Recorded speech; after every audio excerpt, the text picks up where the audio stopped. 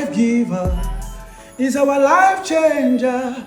Jehovah, you are the covenant keeping God. Hip, hip, hip, hooray. Everyone, it's that time of the year that we celebrate the resurrection Apostle Johnson Suleiman. My father, I want to say happy birthday, Daddy. Thank you for what you are doing. I'm yet to see a man that traveled the way to travel, yet you are not tired. You go every week, you are in one country or the other, lifting souls, healing everyone, healing sicknesses, and you're not tired. Happy birthday, my father, Apostle Johnson Suleiman. Thank you for loving me. Thank you for always being there for me. And help me chorus amen to this prayer. May the Lord keep you. May the Lord surround you. May your enemy be far from you. May the Lord give you longevity and sound mind. You will not die before your time.